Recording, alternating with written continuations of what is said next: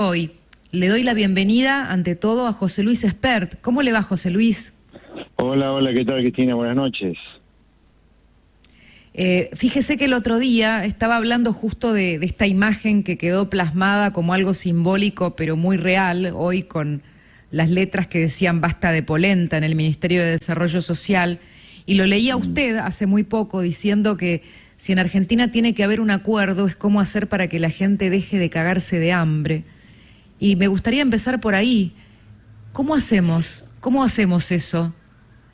Bueno, ahora que el gobierno, bueno, yo no sé en qué quedó la convocatoria del gobierno a la oposición, pero bueno, se acercan elecciones. Yo creo que Argentina, salvo que quiera realmente terminar cagándose de hambre en serio, comiendo de un tacho de basura, salvo que ese sea el deseo consciente o inconsciente de Argentina país, no habría que dudar de lo que hay que hacer. En todo caso, lo único que puede haber duda es si empezamos hoy o mañana. Esa es la única cosa que habría que consensuar. Consenso supone discutir hasta ponerse de acuerdo. Nosotros no podemos discutir hasta ponernos de acuerdo de lo que tenemos que hacer.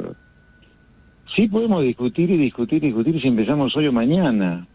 Por ejemplo, lo de la ley de etiquetado frontal en un país donde 4 millones de personas comen ya hoy de la basura, son las 4 millones que viven en una villa miseria. Hay 6 millones de trabajadores trabajando en negro, completamente precarizados. 20 millones de personas en Argentina viven de planes sin producir ni siquiera una tuerca.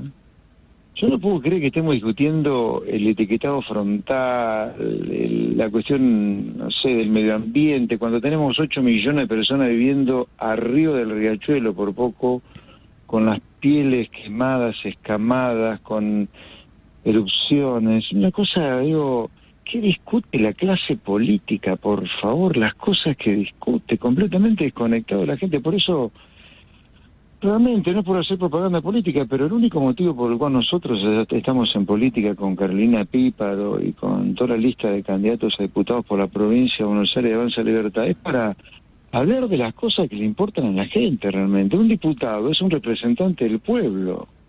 Nosotros tenemos en la Cámara de Diputados extraterrestres directamente por las cosas que discuten. Que hay que discutir suba de la pena para homicidas y violadores, baja de la edad de inimputabilidad, doble escolaridad para los chicos, cómo achicamos el Estado para que la gente de laburo deje de ser demolida impuestos, cambio en todas las leyes laborales para que desaparezca el trabajo en negro y las empresas tengan ganas de contratar gente. Hoy las empresas no tienen ganas de contratar gente, ni en blanco, ni en negro, ni en gris, porque sienten que meten una bomba atómica dentro de estas leyes laborales. Usted pronosticó algo que está ocurriendo esta semana, que es que estábamos ahí tocando lo que le llaman el límite psicológico del dólar a 200 pesos. Sí. Y esta semana escuchamos ya varias veces por parte del gobierno que no va a haber devaluación. El dólar en este punto indica que la devaluación ya se hizo, que la devaluación ya está, ¿o no? Sí, claro. Sí, todo lo que queda es reconocerla. A ver, para que la gente lo entienda bien. Los dólares libres, ya sea blue o blanco, o paralelo, o cualquiera, están en cerca de los 200 pesos. Y el gobierno mantiene una ficción que hay un dólar oficial al cual nadie tiene acceso, o casi nadie tiene acceso, que vale más o menos unos 110 pesos, digamos. La devaluación ya ocurrió porque la gente no piensa de ninguna manera cuando fija precios hoy en el dólar a 110, sino en el dólar libre, que ya está en casi 200. Y la devaluación ya ocurrió también porque en algún momento esta brecha va a haber que blanquearla, porque el torniquete... Ahora nos toman por estúpidos. Nos toman por estúpidos, digo, porque el gobierno sale a repetir no va a haber devaluación. Y yo digo, toman a la gente por estúpida. Porque no veo otra posibilidad. O sea, la verdad, el argentino tiene cultura de crisis. Sí, es lo que pretende el gobierno, tomarnos por estúpidos. Yo creo que la gente es menos tonta de la que cree el gobierno. Y te diría, hay otro ejemplo donde el gobierno nos toma por estúpidos, que es con el control de precios. El control de precios se sabe perfectamente, ya está comprobado a lo largo de miles de años en la civilización, no en un país solamente, sino en todo el globo, que no sirve para atacar la inflación, no sirve, está comprobado. De hecho, Argentina ha hecho 10.000 controles de precios y todos fracasaron. Sin embargo, tenemos un gobierno que vuelve otra vez con un control de precios. ¿Por qué lo hacen?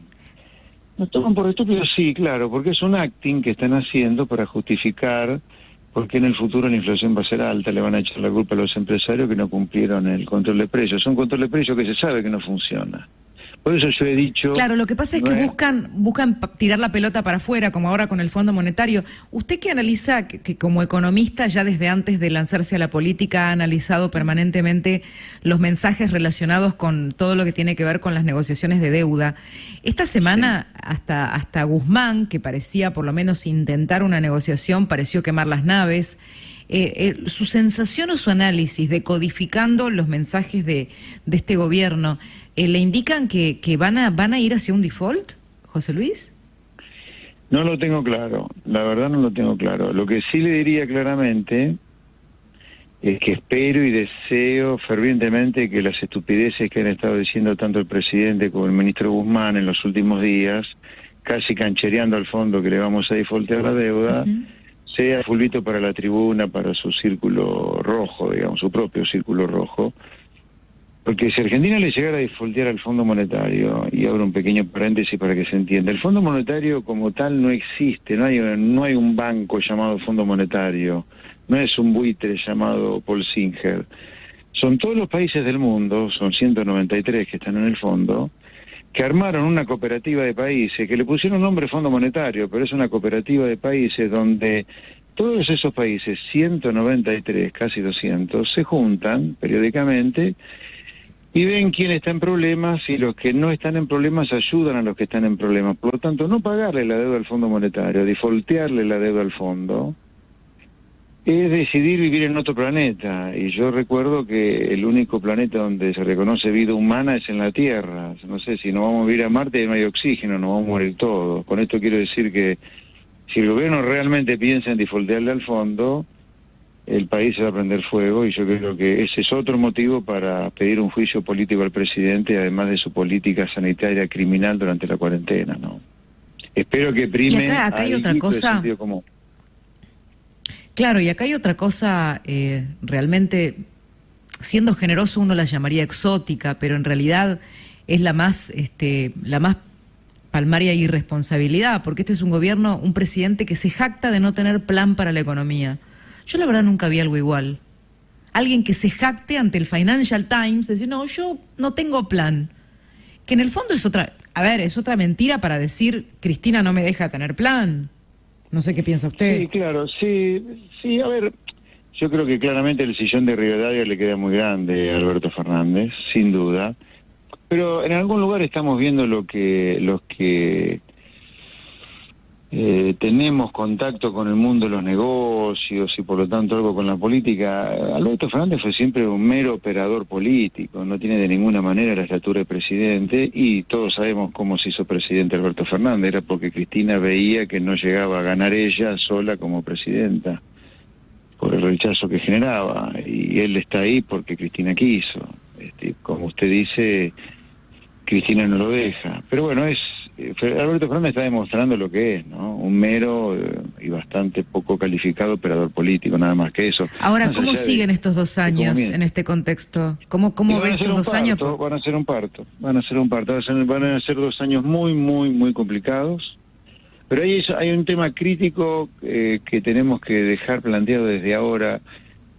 Un escenario es con un acuerdo con el Fondo Monetario, que va a ser durísimo y crítico, aún con acuerdo, y otra cosa es, sin acuerdo con el fondo, Argentina se prende fuego a los bonos, eso hay que tenerlo claro. Yo no sé para dónde va a ir el gobierno. Ahora, José Luis, acá hay un punto... Muy binaria, muy binaria. Acá hay un punto, que es lo que a mí me genera ya por lo menos ver las alertas rojas, que queda muy poco tiempo para los vencimientos difíciles que se vienen en marzo. Entonces, uno dice, bueno, espero que tengan la sensatez de acordar, pero los acuerdos no se hacen en una semana. Llevan tiempo, llevan negociaciones.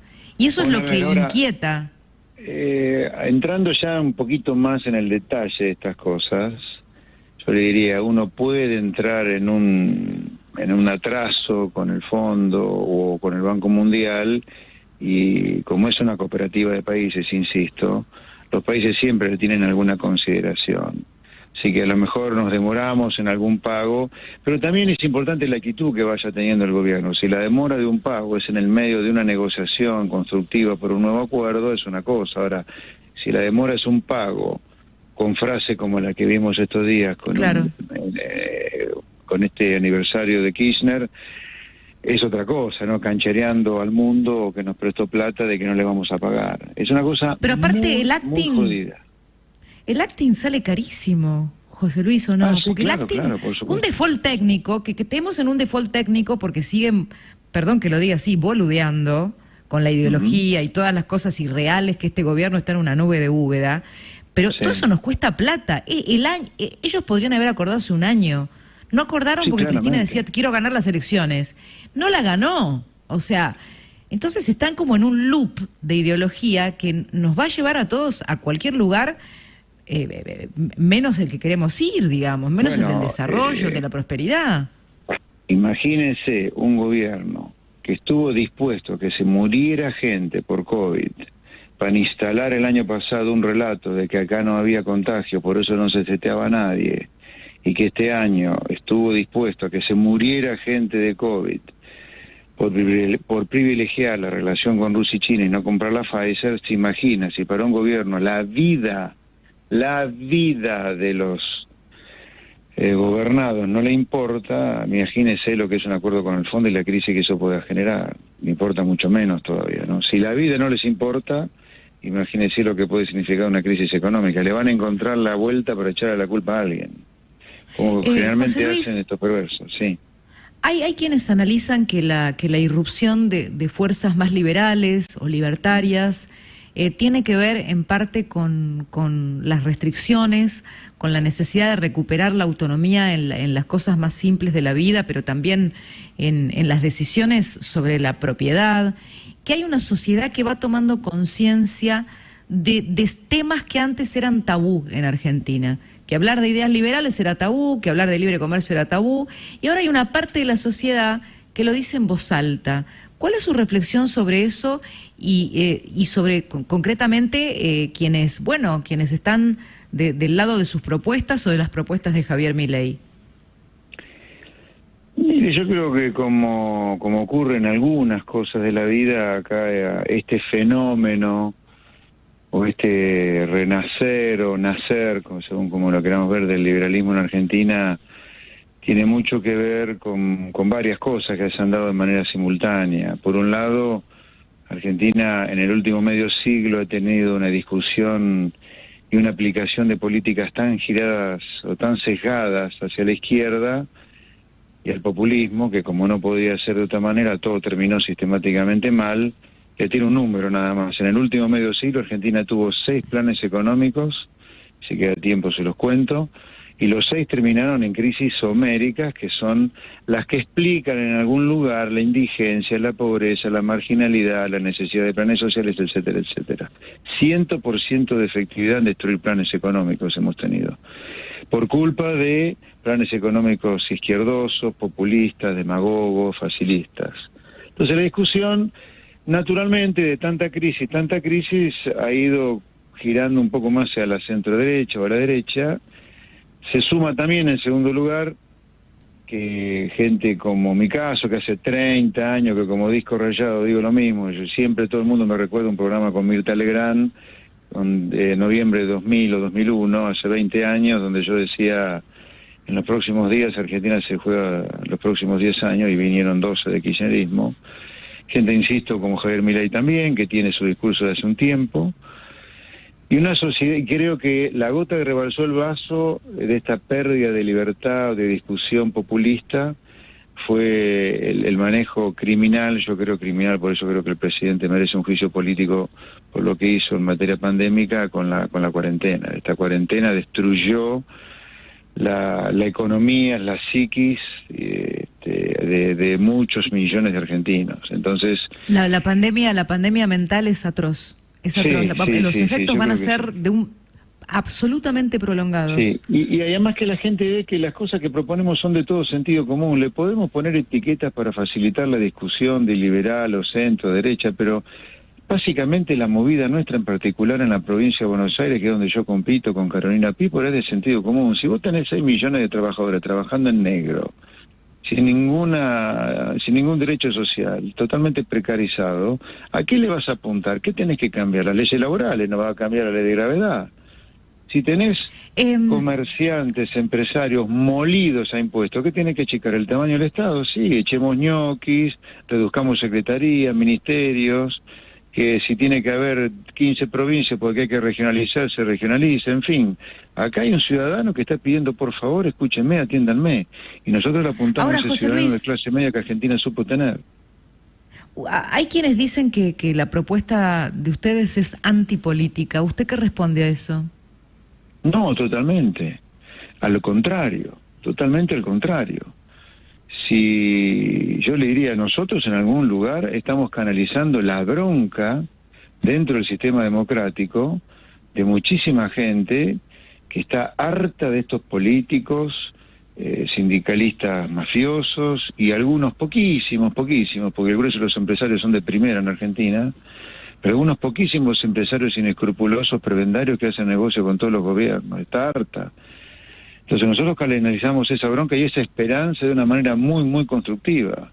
Yo diría a aquellos políticos, seguramente muchos que piensan así, yo diría, den gracias a que la gente ha encontrado a liberales, no a conservadores, elitistas, clasistas, a gente de laburo que ha decidido embarrarse con la política, donde la gente puede canalizar su bronca y su esperanza, la de los jóvenes, por ejemplo. Nosotros nos siguen muchísimo los jóvenes.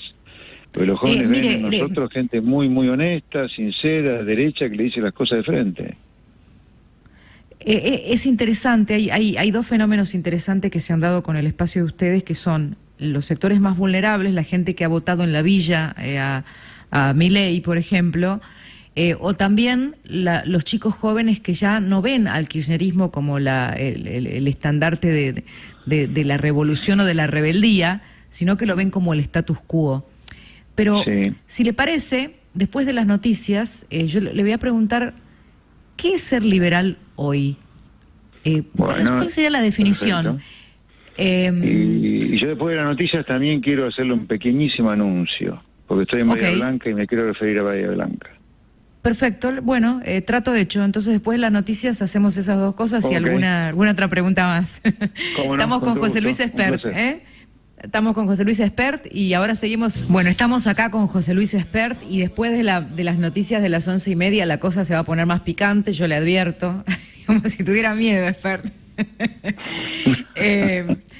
A ver, José Luis, me parece súper interesante la definición de las cosas, porque a veces las cosas tienen que ver con un momento, ¿no? Y con una situación de la sociedad y su capacidad de asimilar también la forma de construir su destino. ¿Qué es ser liberal hoy? Hoy yo le diría es sentido común. La caída argentina es tan estrepitosa, repitamos los números, 6 millones de trabajadores trabajando en negro, 20 millones de personas viviendo de planes sin producir una tuerca, los trabajadores, la gente de bien, los empresarios, los comerciantes encerrados tras las rejas y los delincuentes pavoneándose por las calles, hasta sacándose selfie con las armas en la mano. 6 millones, casi 8 millones de personas viviendo sobre el riachuelo, llenándose de bacterias, enfermándose, contaminándose. Ya están naciendo chicos con droga en sangre en algunas villas. O sea, yo hoy decir que Argentina tiene que abrirse al mundo, tiene que cambiar sus leyes laborales, tienen que bajar la edad de inimputabilidad, hay que subir las penas para los homicidas y violadores, hay que proteger a la policía, darle el espaldarazo que la política le tiene que dar a la policía que cuida nuestras vidas y se juega contra un delincuente, tener fuerzas armadas, en fin, todas esas cosas que proponemos hoy los liberales, que no tienen nada que ver con un discurso conservador, elitista, clasista. Hoy el liberalismo es sentido común. Los chicos, por ejemplo, más allá de que nos siguen, el interés de los chicos por entender más del liberalismo, pero hasta desde el punto de vista académico. Yo estoy dando por lo menos una clase de economía, pero de economía, por semana, en colegios secundarios del conurbano, hablando de cuestiones de técnica económica. Los chicos están interesados en conocer lo que es el liberalismo, porque ellos ven por su celular que los países más libres, los países donde el Estado recauda impuestos y los devuelve obsesivamente a la sociedad con seguridad, justicia, educación, salud, donde las empresas compiten con el mundo, donde los impuestos que se recaudan son razonables, donde un diputado es una persona meritocrática que no se elige por lista sábana.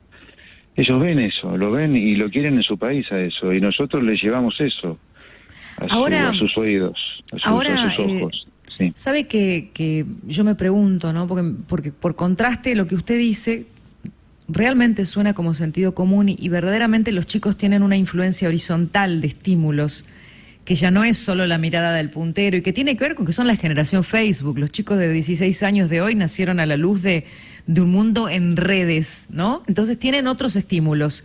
Conocen que hay cosas que funcionan no de la manera en la que las propone un Estado vetusto, un Estado que parece un dinosaurio. Ahora, ¿por qué estamos atrapados en esta trampa retórica que por momentos nos lleva a discusiones que en la misma clase política parecen absolutamente irreales? Porque digo, el kirchnerismo es un relato y no asume los problemas de la realidad, pero hay toda una sociedad que en el fondo termina convalidándolo, que lo votó porque lo convalidaba. La sociedad también en un punto aceptó una farsa cuando votó eso. Y esa es una de las grandes preguntas de las que uno no puede salir, porque es como que aceptamos una hipnosis con tal de no afrontar los problemas verdaderos que tienen que ver con que no podés gastar más de lo que ganás, básicamente. Sí, algo así como mentime que me gusta, ¿no? Más o menos, un poco lo que está contando usted. Mire, yo escribí 4 libros y los primeros 2 fueron una moneda con 2 caras, pero es la misma moneda, de contar lo mismo, nada más que de 2 lugares diferentes, que tiene que ver con su pregunta, ¿eh? Mi primer libro se llamó La Argentina Devorada, y yo conté la decadencia argentina del lado de los ganadores de la decadencia, porque aunque uno no lo crea, así como hay caranchos, hay ganadores de la decadencia, hay gente que lucra con la pobreza. Cuando uno lo ve a Pérsico, un piquetero, que le caga la vida al laburante porque no le permite transitar por las calles de Buenos Aires, metido adentro del gobierno institucionalmente, esos son los ganadores de la decadencia. Pérsico es Pero un ganador perdóneme, de la decadencia. ¿qué opina de las declaraciones de Pérsico el otro día, al lado del presidente, que no se le movió ni un músculo de la cara, diciendo que no, que la democracia de la alternancia no funcionaba más?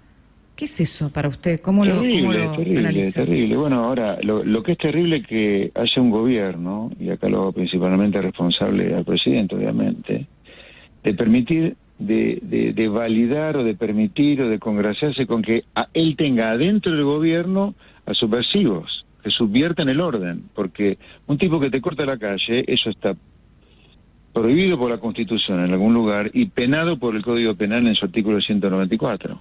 Sin embargo, esa gente, mire el delirio que vivimos en Argentina, está dentro de un gobierno elegido por la gente a la cual esos le arruinan la vida a diario con cada corte de calle.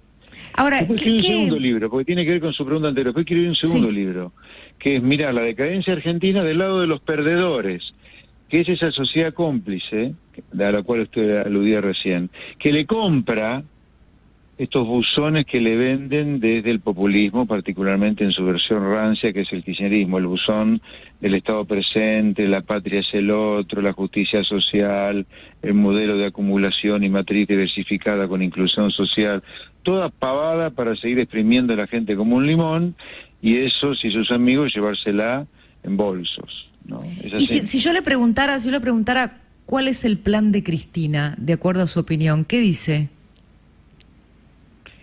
El plan de Cristina es generar la mayor cantidad de miseria posible para que todos le debamos en el límite hasta el aire que respiramos. Es un sueño autocrático, bien fulero. No tengo la menor duda de eso. ¿Usted cree que si estas elecciones al kirchnerismo le hubieran resultado más favorables, ellos buscaban el cambio del sistema? Y no podría descartarlo porque hay gente que están todos chiflados, tan mal de la cabeza. yo le digo semiodrogados, pero bueno, yo creo que no estamos lejos de eso, porque la verdad hay que estar mal de la cabeza para tener un vacunatorio VIP cuando la gente se está muriendo de un virus, ¿no? O privilegiar una relación geopolítica cuando la gente se está muriendo del virus, ¿eh? Hay que ser mala persona para eso, la verdad le digo. Entonces, sí, yo creo que cualquier maldad puede venir del kirchnerismo y de Cristina Kirchner en particular, cualquiera. Para usted, Cristina, es esencialmente una persona motorizada por la maldad como fuerza principal. Sí, yo creo que Cristina es el demonio directamente. Es un ser del mal. José Luis, me iba a contar algo de Bahía Blanca. Sí, estoy en Bahía Blanca, de campaña, y quería convocar a los bahienses y a los no bahienses que estén cerquita de Bahía Blanca mañana 15 horas. Vamos a hacer un bautismo ciudadano en el parque ecológico que se llamaba Campaña del Desierto. Trataron de cambiarlo, prácticamente el intendente Gay, pero se lo tiró por la culata porque la gente votó por que el parque se llama Julio Argentino Roca, así que vamos a hacer un bautismo ciudadano poniéndole el nombre simbólicamente de Julio Argentino Roca, tal cual los bahienses quisieron que se llamaba su parque ecológico. Así que ojalá que haya mucha gente que se acerque para conmemorar al mejor presidente de la historia argentina, que fue Julio Argentino Roca, y que los bahienses eligieron como nombre para su parque ecológico. ¿Por qué fue el mejor presidente Julio Argentino Roca? Y porque hizo que la Argentina navegara en aquella gloriosa generación del 80, de las ideas de Alberdi y Sarmiento.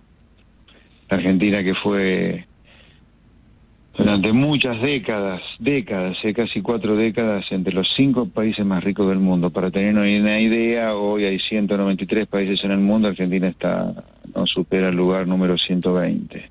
Llegamos a estar en el número 1 en 1895, 1897, pero bueno, pongamos que eso fue una excepción, ser el número 1 del mundo, pero con esa gloriosa generación del 80, cuyo ejecutor fue Julio Argentino Roca, Argentina no se bajó del 5º lugar de riqueza en el mundo. Julio Argentino Roca hizo la Argentina grande. Me dice Julio Argentino Roca y no puedo evitar pensar en lo que está pasando en el sur, ¿no? Para usted es terrorismo lo que ejecuta la RAM, y cuál es la relación o el vínculo del gobierno, si considera que el gobierno de alguna manera es cómplice. Yo no tengo la menor duda que el gobierno linda con el delito, con la maldita doctrina abolicionista de Zaffaroni. Los que están incendiando casas, clubes, campos, toman tierras, violentan a la gente, son delincuentes directamente, no son mapuches ni nada, son terroristas directamente. Y el gobierno debería usar toda la fuerza del poder de policía que tiene, con la gendarmería, con la policía, con lo que sea, para ponerle fin a esto. Si Julio Argentino Roca, que fue el que permitió recuperar cerca de 1 millón de kilómetros cuadrados, con su campaña en el desierto, y se levantara la tumba, se volvería a morir, porque lo que está permitiendo Alberto Fernández es absolutamente tirado de los pelos, es un verdadero delirio total. Que se ponga los pantalones el presidente y meta preso o meta bala si es necesario los delincuentes que están azotando la vida de miles de argentinos de bien en el sur. Acá hay que decirle basta a los delincuentes. Matar, robar, incendiar, intrusar, tiene que dejar de ser gratis en Argentina. No es posible construir una sociedad razonable de esta manera. Ahora, cuando uno ve este panorama, se pregunta qué busca el gobierno con la prescindencia ante acciones que, por ejemplo, tienen realmente viviendo bajo el miedo o bajo el terror a la población del sur, que es una población que tiene un sentimiento de soberanía mucho más a flor de piel que los que vivimos un poco más arriba en el mapa. Y ahí uno incluso se pregunta realmente si tienen un plan que nos excede o perdieron absolutamente la brújula, José Luis, porque lo que está pasando con la RAM les va a costar incluso a ellos un par de senadores. O sea, ya el desquicio es como total. Sí, pero yo no creo que el gobierno se preocupe por perder un par de senadores. En el límite esto puede terminar siendo como Nicaragua. Venezuela no, porque no hay fuerzas armadas que puedan respaldar el accionar de un Alberto Fernández o Cristina, como sí ocurrió en Venezuela. Entonces esto Claro. podemos terminar siendo miserables como Venezuela, pero no por un Maduro o un Chávez, sino por la sucesión de crisis. Pero yo lo veo muy cómodo al gobierno con este lindar permanentemente con la delincuencia. Si no, insisto, y lo repito, porque es muy, muy paradigmático. Una persona que debería estar presa por cortar calles y arruinarle la vida a los argentinos, particularmente los que circulan por Cava, particularmente a los bonaerenses del conurbano que todos los días van a Cava a trabajar y quedan encerrados prácticamente en promedio 2 o 3 veces por semana ahora, por los piquetes, es una persona que forma parte del Poder Ejecutivo Nacional, como Emilio Pérsico, que es secretario de Hábitat y Medio Ambiente. O sea, la subversión está enquistada en el gobierno, la subversión de valores, digo, ¿no? Y perdóneme, Entonces, José Luis, ahí le agrego algo, justamente en desarrollo social hay un hombre de Pérsico que controla 1 millón de planes. bueno, ese es otro tema a tocar, porque con los planes sociales yo creo que lo que habría que hacer es auditarlos, sacárselo a todos los punteros, chanta y chorro que debe estar cobrando planes, quedarte solamente con el pedazo de planes que justifican, que es el grueso, porque hay gente que ha quedado demolida por la cantidad de crisis que ha tenido Argentina. El grueso es gente que tenía una carnicería, una zapatería, un tintorero que quedó demolido por las crisis. Pero los planes sociales son para la gente, no son para las organizaciones sociales. Las organizaciones sociales hay que darle 0 pesos, 0 pesos. Y si cortan la calle, van presos. O sea, las dos cosas, 0 pesos y presos tienen que ir los miembros de las organizaciones sociales. El plan social es para la gente que pueda justificar que quedó demolido por las crisis. El plan social tiene que ser transitorio contra alguna prestación y tiene que tener un límite en cantidad de plata.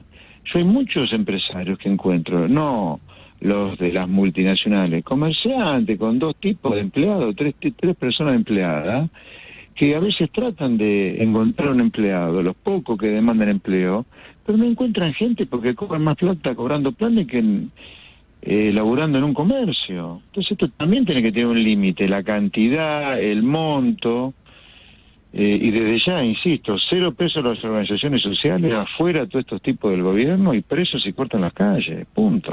¿Qué opina de la gestión de Kicillof en la provincia de Buenos Aires? De terror, de terror. Kicillof como gobernador, el payaso de Bernie como ministro de Seguridad, la verdad, qué vergüenza, Dios mío, Bernie dando clases de seguridad en una provincia donde la inseguridad es la tercera preocupación más grande de los bonaerenses después de la inflación y la falta de empleo. Es un desquicio total. Ahora, mi sensación, mire, yo presento noticieros todos los días, José Luis, y mi sensación, porque en los noticieros llega masivamente la problemática de la inseguridad, es que realmente no les importa, ni siquiera por la campaña les importa la inseguridad. No les importa. No les importa. No, porque están contaminados, yo diría infectados de la doctrina de Zaffaroni, que es abolicionista, no es garantista. Abolicionista en el sentido de tratar de que no haya penas directamente para el delincuente con la excusa, el argumento enfermo de psicópatas directamente, que el que delinque está en todo el derecho a delinquir porque ha sido expulsado por el mercado. Como si los países que vivieran con un mercado gigantesco y poca intervención del Estado no te cagaran a palos cuando no te portas bien, digamos, una cosa ridícula. El otro día Cristina Kirchner salió a decir que el capitalismo era eficiente, pero el capitalismo, según Cristina, es el darle las cosas o las posibilidades de hacer a quien ella elija. ¿Cuál es para usted el modelo de Cristina en el sentido económico, traduciendo lo que vemos? Porque obviamente lo que dicen es una cosa, lo que hacen es otra, y lo que quieren seguramente es mucho más innombrable. Sí, forzando un poco las cosas, porque creo que lo que tienen en la cabeza es mucho más delirante. Yo diría, ella creo que se siente cómoda con el modelo de Putin, de Rusia. Mucha corrupción, mafias, ineficiencia, porque por lo menos los chinos han armado una suerte de autocracia política, pero un capitalismo muy, muy, muy fuerte en lo económico, ¿no? Pero en Rusia ahí hay autocracia política y es muy ineficiente el capitalismo. Ese es el capitalismo de Cristina. Capitalismo de amigos. Capitalismo de amigos es corrupto, absolutamente ineficiente. Y le gusta esta cosa políticamente autócrata, digamos, donde ella lidera, ella gobierna, ella decide, pone coto a la prensa, qué debe decir, qué debe preguntar a un periodista, qué redes sociales se pueden navegar, qué redes sociales no, etcétera. Ese es el modelo para mí, el de que tiene ella en la cabeza Rusia. Putin. José Luis, lo Putina último que sería. Tenemos nuestra Putina. Elegí un título. Me hizo reír. Es tremendo usted también. Vio que hasta ahora, después de las 11:30, la gente dice más cosas. No, yo soy así, soy fresco. Si va bien, y si no va bien, bueno, ¿qué va a hacer? José Luis, ¿qué está leyendo ahora? ¿Qué libro tiene en la mesa de luz? En este momento tengo La historia monetaria de los Estados Unidos, de Friedman. Lo estoy releyendo porque me interesa mucho. Hay una parte muy dedicada a ver una parte de ciclos que me gustaba. Porque como estoy muy demandado para dar clases en colegios, sí, les quiero contar cosas a los chicos de 15, 17 años que tengan que ver con un mundo que ya fue, pero que puede ocurrir en cualquier momento, porque todo puede volver a repetirse, porque la historia humana se repite bastante. Ahí le hago una pregunta, esta especie de ola inflacionaria mundial, ¿cómo nos pega a nosotros que somos los campeones del mundo en esto? Y bueno, yo le diría, puede ayudarnos en el sentido que la inflación está llegando a los commodities que Argentina, a los productos que Argentina exporta, pero nos va a complicar también como país muy endeudado porque en algún momento van a subir las tasas de interés y nos va a complicar más. Así que yo le diría al presidente Fernández que hiciera un acuerdo con el fondo cuanto antes, porque el tiempo nos corre por todos lados. José Luis Espert, muchas gracias por estar con nosotros. Un placer, muy buenas noches, hasta cualquier momento, y saludos a todos los oyentes de Radio Mitre. Muy buenas noches. Muchas gracias, José Luis. Adiós. Confesiones en la noche. Hasta las 24.